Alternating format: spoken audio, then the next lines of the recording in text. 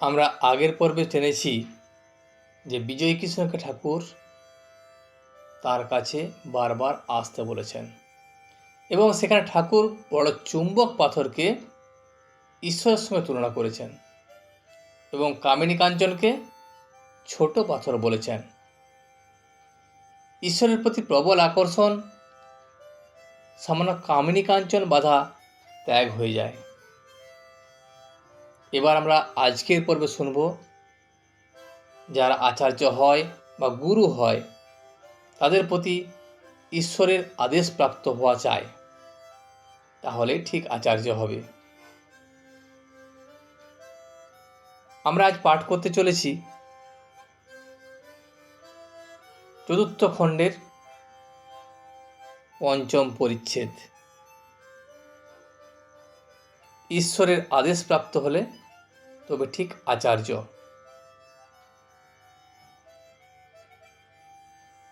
বিজয়। ব্রাহ্ম সমাজের কাজ করতে হয়, তাই সদা সর্বদা আসতে পারি না, সুবিধা হলে আসবো। শ্রীরামকৃষ্ণ বিজয়ের প্রতি।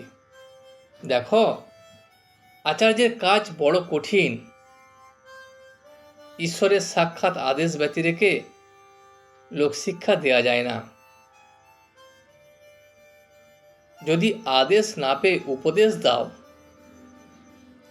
লোকে শুনবে না, সে উপদেশের কোনো শক্তি নাই। আগে সাধন করে বা যে কোনো রূপে ঈশ্বরকে লাভ করতে হয়, তার আদেশ পেয়ে লেকচার দিতে হয়।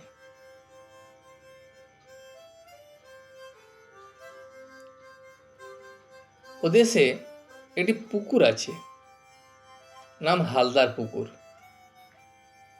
তার পাড়ে রোজ লোকে বাহ্যে করে রাখত।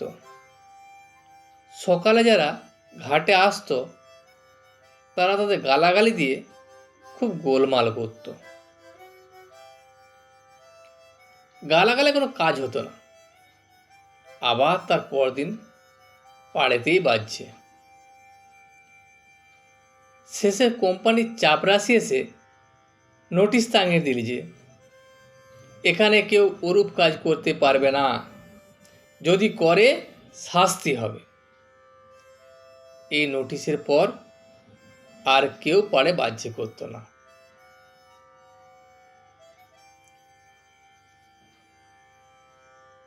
তার আদেশের পর যেখানে সেখানে আচার্য হওয়া যায় ও লেকচার দেওয়া যায়।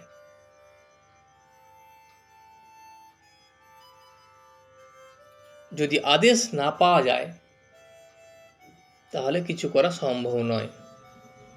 যে তার আদেশ পায় সে তার কাছে থেকে শক্তি পায়, তখন এই কঠিন আচার্যের কর্ম করতে পারে। এক বড় জমিদারের সঙ্গে একজন সামান্য প্রজা বড় আদালতে মোকদ্দমা করেছিল। তখন লোকে বুঝেছিল যে ওই প্রজার পিছনে একজন বলবান লোক আছে, হয়তো আরেকজন বড় জমিদার তার পিছন থেকে মোকদ্দমা চালাচ্ছে।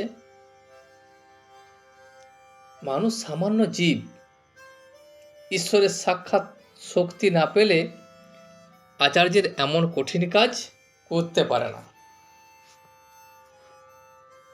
বিজয় বললেন, মহাশয়, ব্রাহ্ম সমাজে যে উপদেশাদি হয় তাতে কি লোকের পরিত্রাণ হয় না?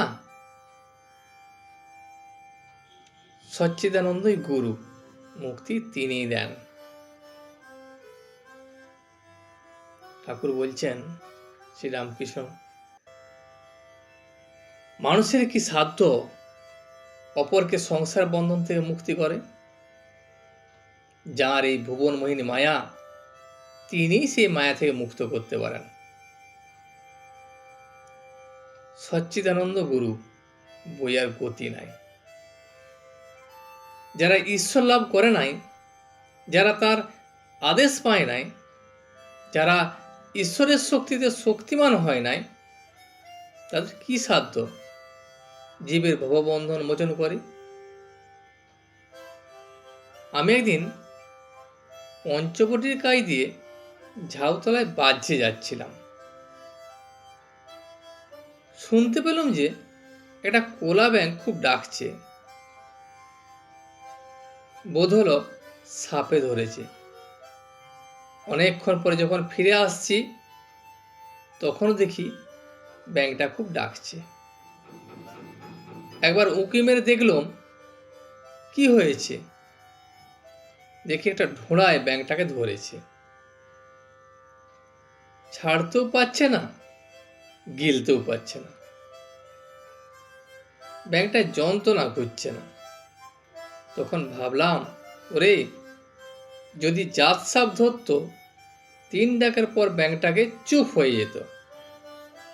একটা ঢোড়ায় ধরেছে কি না, তাই সাপটারও যন্ত্রণা, ব্যাঙটারও যন্ত্রণা।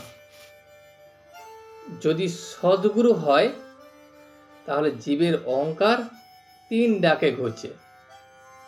গুরু কাঁচা হলে গুরুরও যন্ত্রণা, শিষ্যেরও যন্ত্রণা।